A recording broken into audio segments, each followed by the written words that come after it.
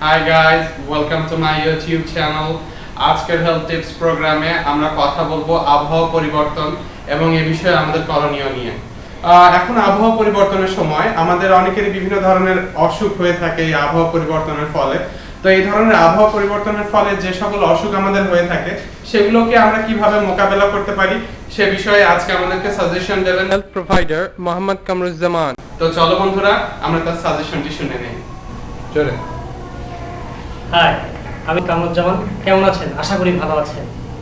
এখন তো উইন্টার সিজনে নানা রকম রোগ ব্যাধি হয়, যেমন নিউমোনিয়া, বাচ্চাদের হয় নিউমোনিয়া।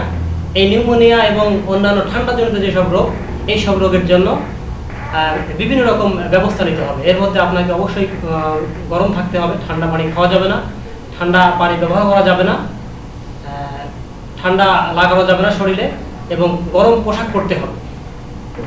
যাই হোক, মনে রাখবেন যে ঠান্ডা, যে নিউমোনিয়া এবং যে রোগগুলো হয়, যেমন শ্বাসকষ্ট রোগ হয়, শ্বাসকষ্ট রোগ হলে পরে আপনার খুব বিপদ হয়ে যাবে।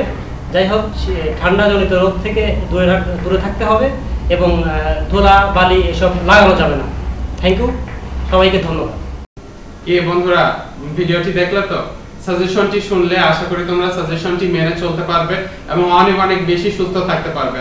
সাজেশনগুলো যদি ভালো লাগে, ভিডিওটি যদি ভালো লাগে, অবশ্যই লাইক করবে, শেয়ার করবে আর সাবস্ক্রাইব করতে ভুলবে না।